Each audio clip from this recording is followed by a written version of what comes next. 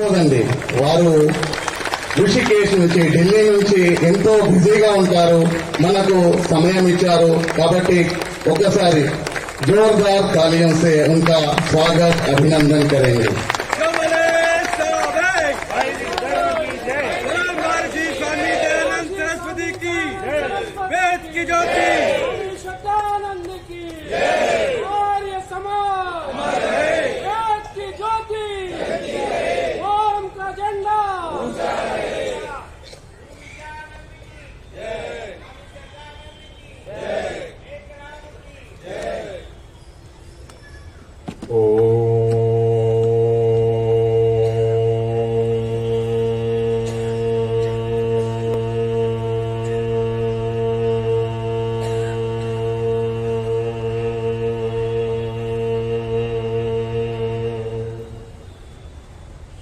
विश्वानि देव सवितर्दुरितानि परासुव यद्भद्रं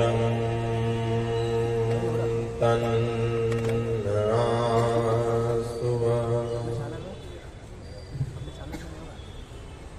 ऋषि सेना भाग्यनगर के तत्वावधान में इको कम कीजिए। ऋषि सेना भाग्यनगर के तत्वावधान में अमर हुतात्मा स्वामी श्रद्धानंद जी के बलिदान उत्सव पर, बलिदान दिवस पर आयोजित इस जनसभा में मैं आप सभी ब्रह्मचारियों का, नौजवान साथियों का, माताओं का, बहनों का, बुजुर्गों का, आर्य कार्यकर्ताओं का हृदय की गहराई से अभिनंदन करता हूं, स्वागत करता हूं कि आप सब इस ऐतिहासिक उत्सव पर यहाँ पर उपस्थित हुए हमारे अमर बलिदानी श्रद्धेय स्वामी श्रद्धानंद जी को श्रद्धांजलि देने के लिए मंच पर उपस्थित तेलंगाना प्रांत के आर्य प्रतिनिधि सभा आंध्र प्रदेश और तेलंगाना के प्रधान श्री विठल राव जी आर्य,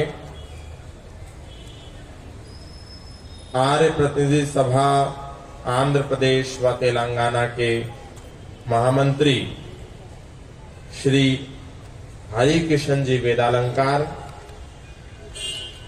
हमारे गुरुकुलों की परंपरा की प्रतिनिधि के रूप में, हमारी श्रद्धामयी मातृशक्ति की प्रतिनिधि के रूप में इस मंच पर आसीन, इस मंच की शोभा को बढ़ा रही हमारी सबकी श्रद्धामयी आदरणीय डॉक्टर श्रीमती मैत्री शास्त्री जी को मेरा प्रणाम। और राजनीतिक जगत से आदरणीय अरुणा जी जो यहाँ की कॉरपोरेटर हैं, उनको भी मेरा नमन नमस्ते। और विशेष रूप से दक्षिण में युवाओं के मध्य सनातन वैदिक धर्म के गूढ़ सिद्धांत युवाओं के मध्य कैसे पहुंचे, उसके लिए प्रतिबद्ध ऋषि सेना संगठन के सूत्रधार आदरणीय हमारे श्री राचौरी जी, आप एक बार इनके लिए जोरदार करके ध्वनि करें। और इनके समस्त साथी जितने भी हैं, जहां भी बैठे हैं, जितने भी हमारे ऋषि सेना के पदाधिकारी हैं, उन सबको भी मैं अभिनंदन करता हूं और शुभकामनाएं देता हूं कि आप सब ने महर्षि दयानंद की परंपरा को नौजवानों के बीच में पुनर्जीवित करने के लिए जो कार्य किया है वो बेहद प्रशंसनीय है। और आज इस कार्यक्रम की शोभा को हमारे श्रीमद दयानंद गुरुकुल कि जो हमारे ब्रह्मचारी हैं ये भी इसकी शोभा को बढ़ा रहे हैं। हमारे आदरणीय आचार्य भी यहाँ पर उपस्थित हैं, उनको भी मैं शुभकामनाएं देता हूं कि आपने भी इसमें प्रतिभाग लिया। आपका बहुत बहुत आभार, बहुत बहुत धन्यवाद। आज हम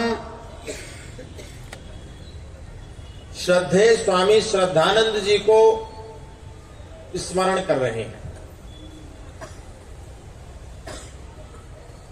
किंतु भारत को आजाद होने के 70-75 वर्षों के पश्चात भी श्रद्धानंद द्वारा किए गए कार्यों को भारत के लोग आज नहीं जानते।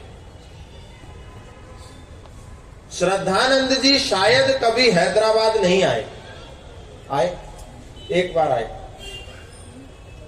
अभी कंफ्यूजन है, एक व्यक्ति कह रहे हैं आए हैं और एक कह रहे नहीं आए। चलिए, अच्छा, इसी नाम पे रखा गया जी जी, लेकिन एक आध बार आए, उनका पद यहाँ पर पड़ा, उनके चरण इस भूमि पर पड़े, लेकिन उसके बाद भी, और ऋषि दयानंद यहाँ पर नहीं आए, उसके पश्चात भी ऋषि दयानंद के कार्य यहां पर आए। और आज मैं जिस गुरुकुल में गया था, आपको जानकर कितने लोग उस गुरुकुल में गए हैं? लगभग 30% लोग गए। मैं आप सबसे आग्रह करता हूं कि आप एक बार उस गुरुकुल में जाइए, वहां पर जाकर के उन बच्चों के कार्यों को एक बार देखिए, उनके आचार्यों के कार्यों को देखिए कि कैसे भारतीय शिक्षा पद्धति, जिस स्वामी श्रद्धानंद को हम नहीं जानते, उनके कार्यों को यदि हम देखना चाहते हैं तो हमें उनके प्रेरणा से चल रहे गुरुकुलों में अवश्य जाना चाहिए।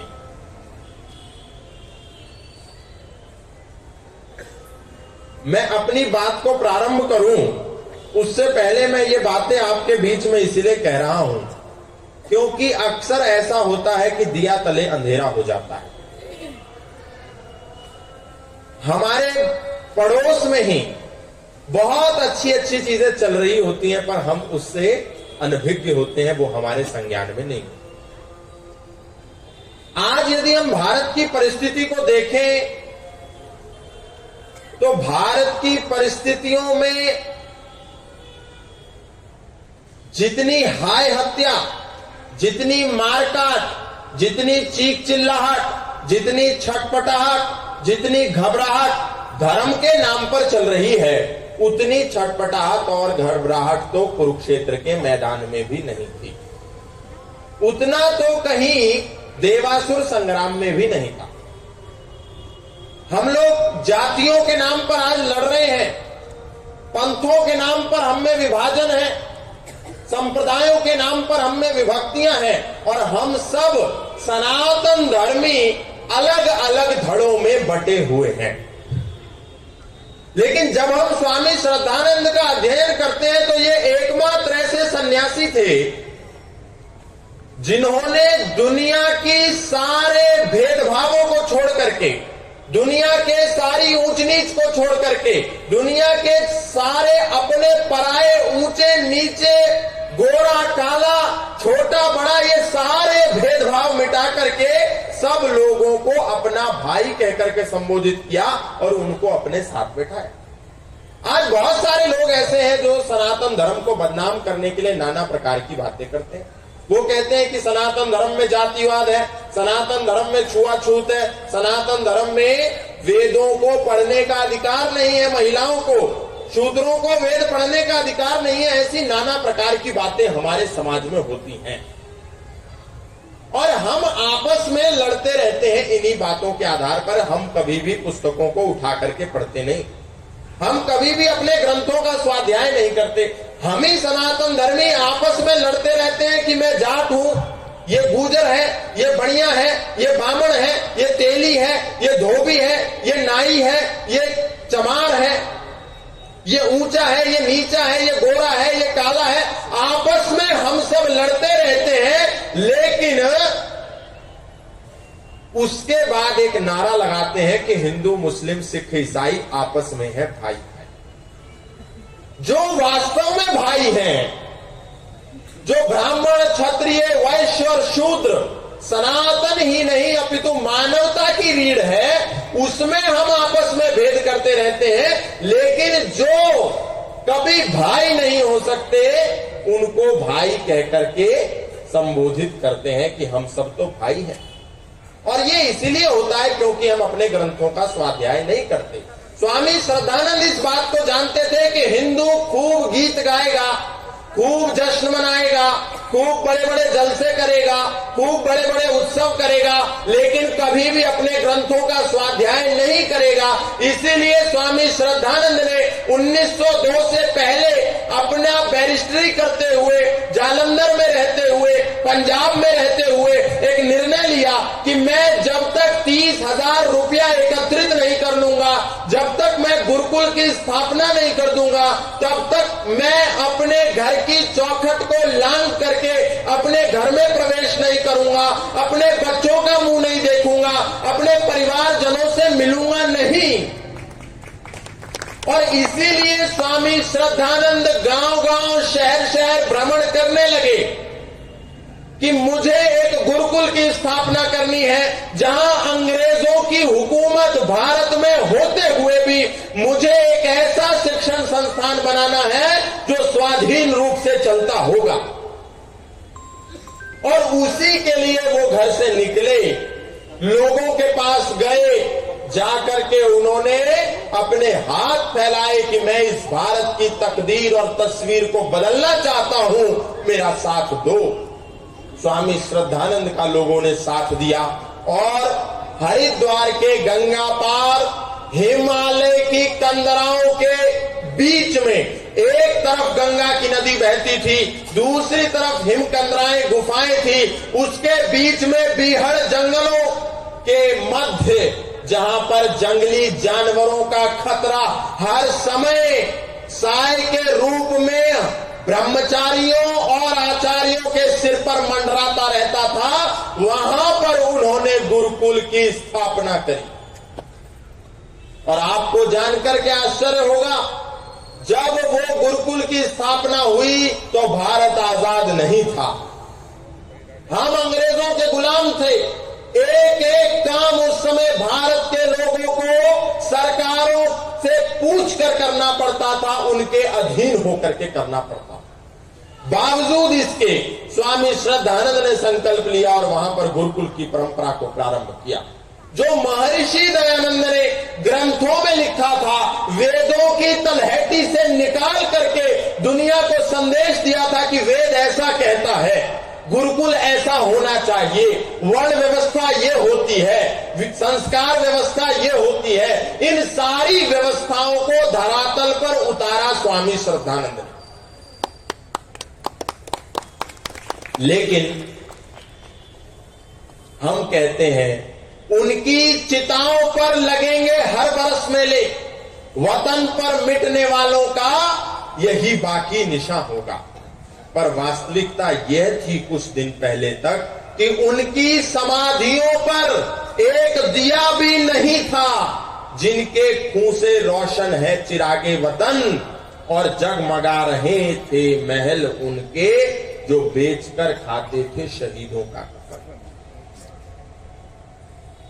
जो स्वामी श्रद्धानंद ने अपना सब कुछ बेच दिया, सब कुछ होम कर दिया, सब कुछ आहूत कर दिया।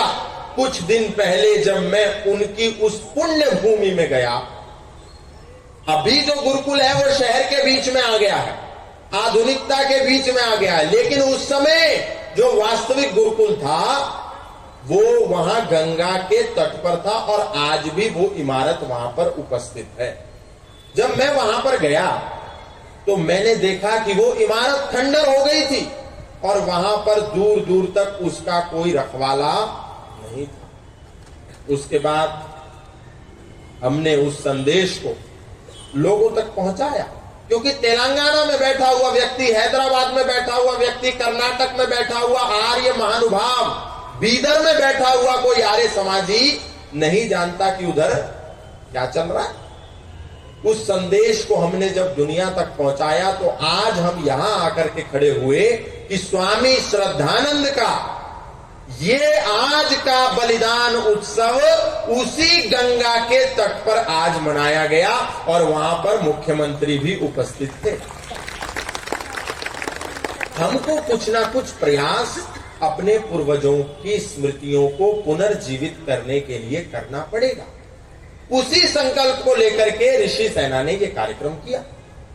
यदि हम ऐसे कार्यक्रमों में ना जाएं तो हमको पता नहीं चले कि स्वामी श्रद्धानंद ने किन किन समस्याओं को पार करते हुए, किन किन झंझावातों को पार करते हुए, किन किन विपदाओं को पार करते हुए उस गुरुकुल को चलाया, गुरुकुल खोल दिया। लेकिन गुरुकुल को खोलना ही कार्य नहीं होता, गुरुकुल को विधिवत रूप से संचालित करना उससे भी बड़ी जिम्मेदारी होती है।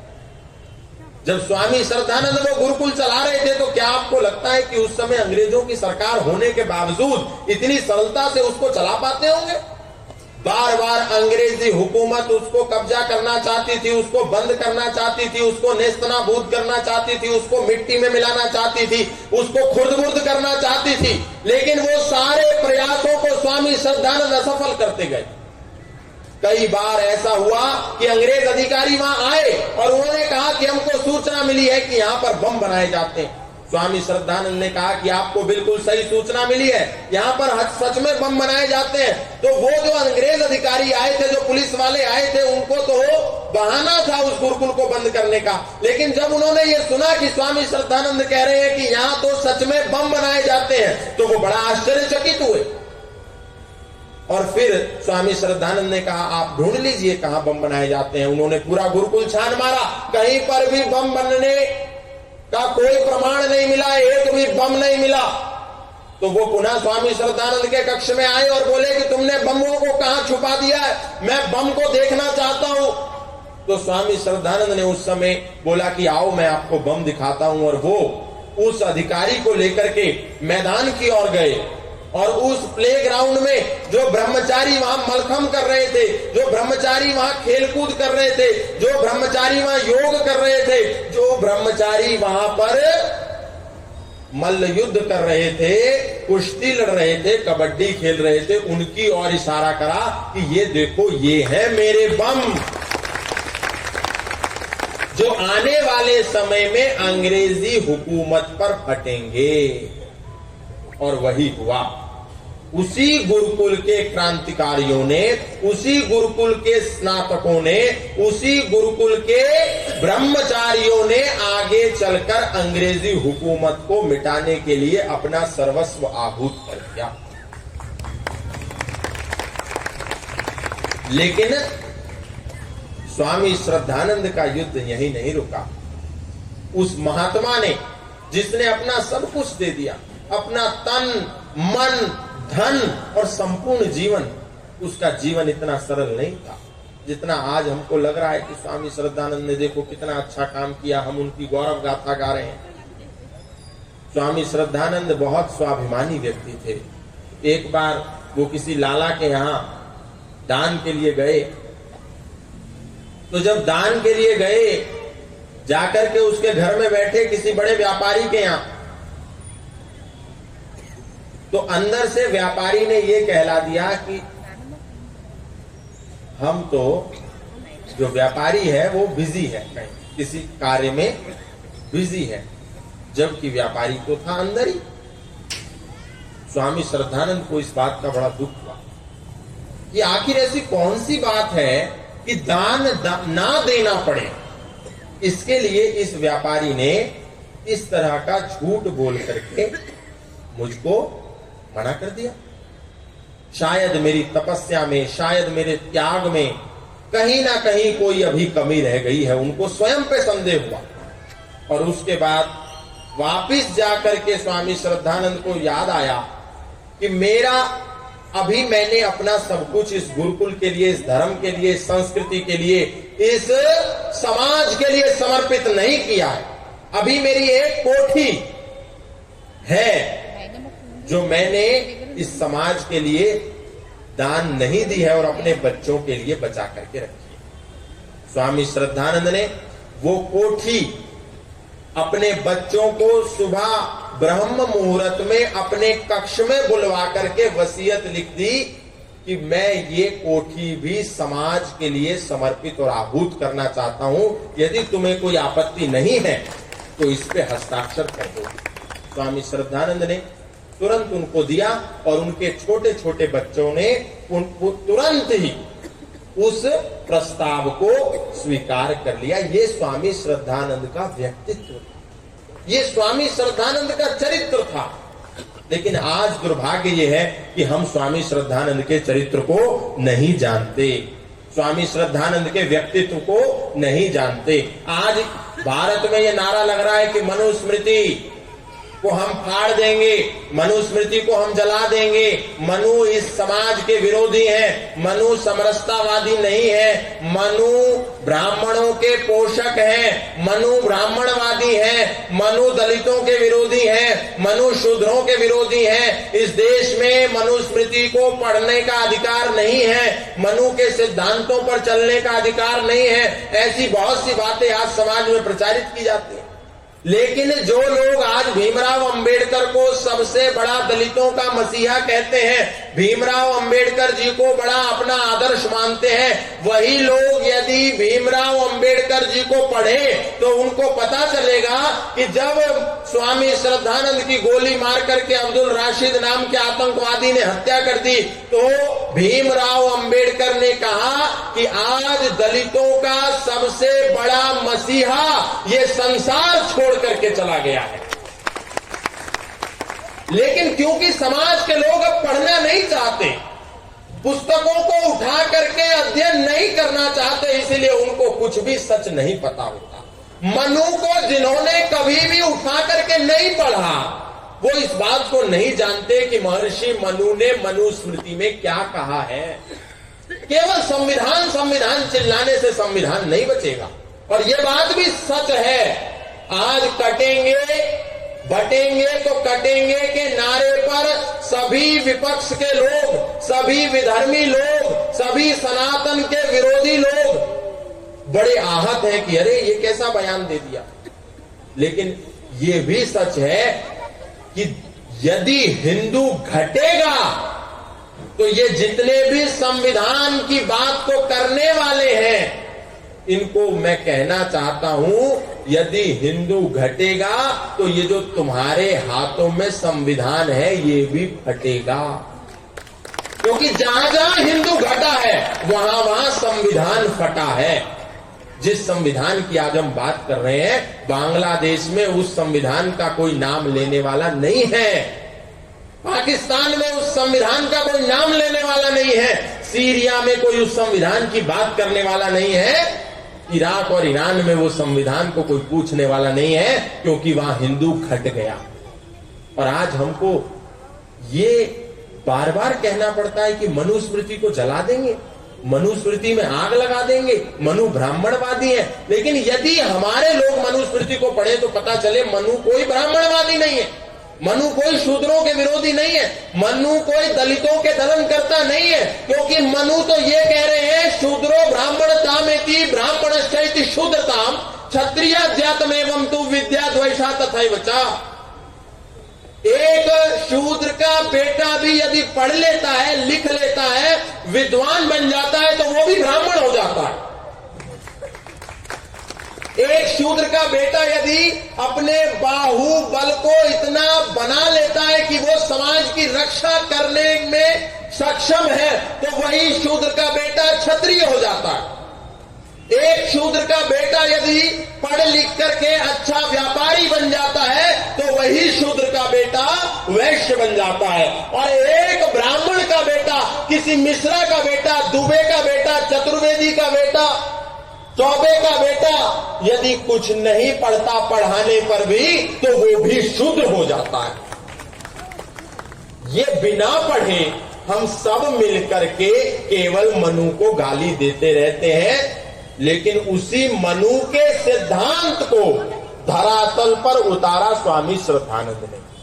उन्होंने सारे भाइयों को, जो भाई इस्लामिक आतंकवाद के शिकार हो रहे थे, जो भाई वामपंथियों के शिकार हो रहे थे, जो भाई ईसाई मिशनरियों के शिकार हो रहे थे, जिनको समाज में यथोचित सम्मान हिंदू समाज नहीं दे रहा था, उन सभी भाइयों को अपने गले से लगाया स्वामी श्रद्धानंद ने और कहा कि आप हमारे सब भाई हो, आपको कहीं और जाने की आवश्यकता नहीं है, आप आर्य हो, आप श्रेष्ठ हो।